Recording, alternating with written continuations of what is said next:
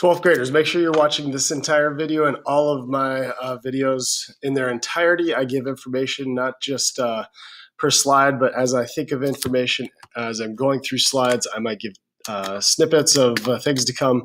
So based on your analytics, you're not watching the entire videos. You need to. All right, good morning, 12th graders. And with that, some people might scroll through and look for a slide change and just read the slide. You got to listen to my voice. It's 10 minutes. It's part of class time. I build that into the 90 minutes of what we expect you to be spending in my class. What is your most unusual talent? Good morning. It's September 17th. This is for attendance. Make sure you are doing that. All right. I'm going to jump right into the ACT daily tip for appositives. What are appositives? And how do I identify them? All right. Appositives is a noun or pronoun, often with modifiers set beside another noun or pronoun to explain or identify it. I like to think of them as clarifying statements or statements of detail about something or someone else. Let's look at some examples. Your friend Bill is in trouble. So I could say your friend is in trouble, and friend would be the subject in this. And Bill is just an appositive. It's clarifying which friend it is. So your friend Bill is in trouble. So here, friend is the noun and Bill is the appositive. But you might see it look like phrases stuck in between two commas. So here's another one, and this is very common. You'll see this quite a lot as you read, so look for them in today's assignments when you're going through media bias and confirmation bias. My brother's car, comma, a sporty red convertible with bucket seats, comma, is the envy of my friends. So this whole statement is just all designed to clarify and give information in detail about that car. And this whole statement, a sporty red convertible with bucket seats, is an appositive. And so you're going to be asked on the ACT to identify appositives. What is this? It might look like the underlined segment, number 23 on the ACT, might look like this whole statement would be underlined, and it might ask you multiple choice, what part of speech would you best describe the underlined section?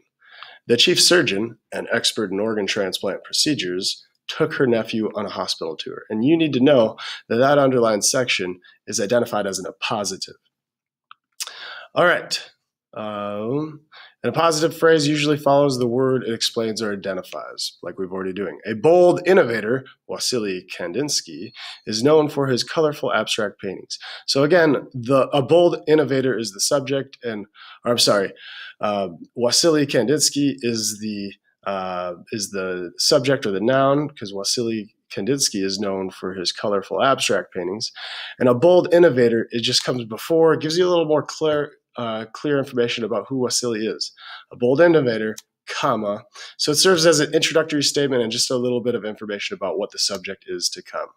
So again, appositives, think of them as clarifying statements or statements of detail to give us more information about our subjects and nouns. And that is the appositive. Vocab for the day, we've got a paragraph from yesterday. Look at student good work. We have a talking point about umbrella ideas as we look at what ideas we want to explore for this unit, about things we stand for and care about, and issues we want to tackle and learn more about. You're going to find, I noticed yesterday's or 2 days ago, the Jamboard, a lot of people have blanket ideas, and if that's what you really care about, you could find a whole bunch of different issues within that one blanket issue. So I'll talk a little bit about that. And then your assignment today is going to be based on confirmation bias. So as you go out and research information, it's important to be critical of you got to stay out of here first. I'm talking. I don't have a mask on. Sorry. Paragraph from yesterday. I learned a lot from the brief amount of research that I recently did on the stigma behind LGBTQ+. In the online document titled Hating Gays, an overview of scientific studies by Gregory M. Herrick, Herrick does a great job of explaining several reasons why people might feel hatred or discomfort towards LGBTQ individuals. One of his quotes says, put a comma here, that would help. It's not going to help. It's just proper. So make sure your grammar and your punctuation is accurate.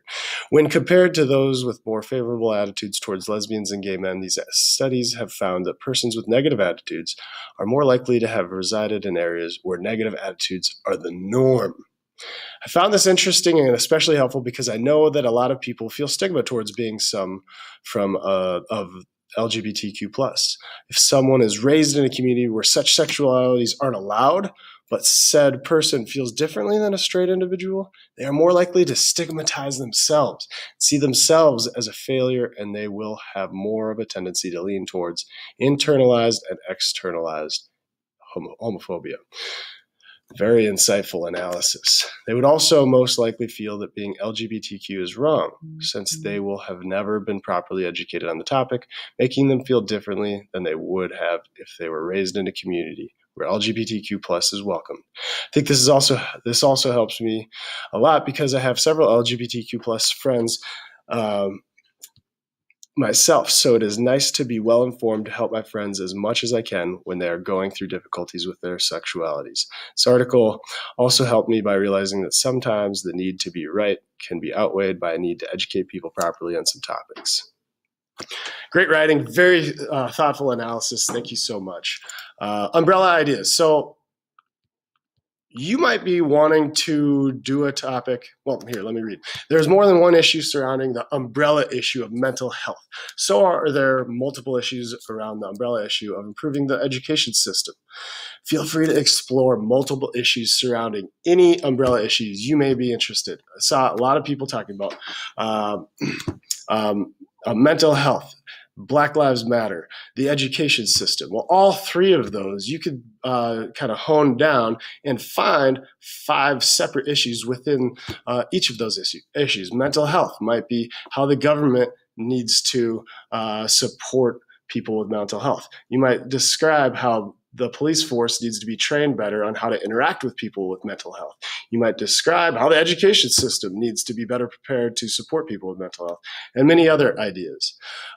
Same with Black Lives Matter. You might explore how the police force should be better trained to interact with the Black community. You might explore how communities should be open to discussions of race issues. And there are several other issues around the education system and other big ideas that you were talking about. So if you have one focus you really want to hone in on and learn more about, it might be an umbrella idea. You could check in with me, ask me through Schoology or in person. Today's assignment and activity is centered around confirmation bias. Confirmation bias is a tendency to interpret information in a way that affirms or confirms what we already believe. So while we read articles, we have certain beliefs. Confirmation bias is to look for answers we already want to believe in. So we're going to do we're going to watch a couple of videos that'll help us understand this concept a little more, and then we're going to actually be set free to go into Google News. I have the link at Schoology to go and try to find and notice bias in the media and try to internalize and be aware of our own need and seeking of confirming our own biases. So cognitive bias, something different, limitations in our thinking caused by perceiving information through our personal experiences and preferences. I have 2 videos. The links to these videos are in Schoology, so watch, I think I have them backwards. Watch this one first, watch this one second. It's about 12 minutes total. That'll help you identify some language to prepare you to do today's assignment. And when you go forth in reading these articles today, you're going to have time to identify and read. You need to read. I'll go over that. You need to go forth and recognize that you do have confirmation bias. We all do. We all have certain beliefs about the world and our perspective about how things are. You need to consider that you may not really understand what you think you do.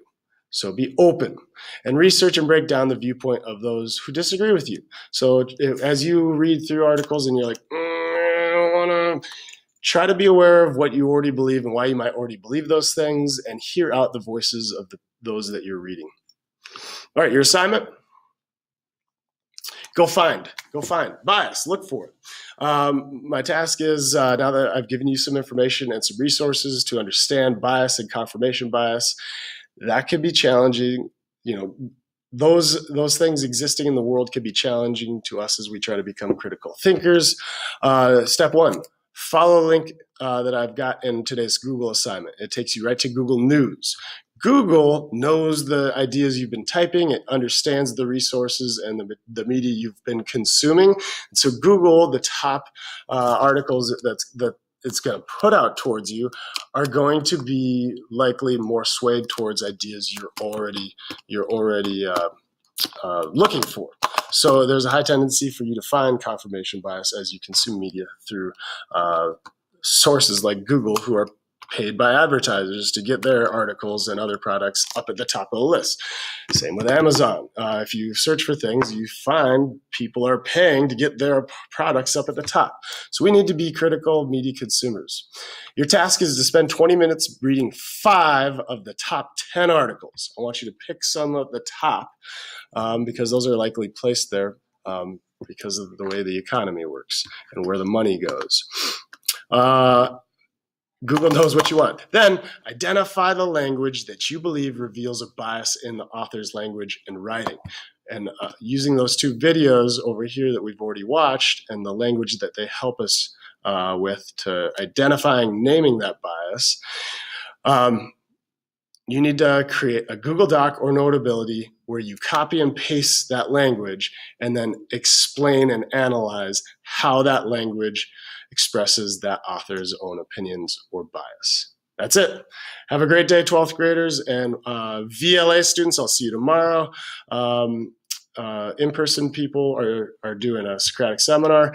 If you are if you're an 8A student, we'll be doing a Socratic seminar on Monday. You're doing a Flipgrid. VLA students, you're doing a Socratic seminar tomorrow on Friday, while everyone else does a different assignment. But we're all eventually going to be doing the same thing by Monday. See ya. Be well. Keep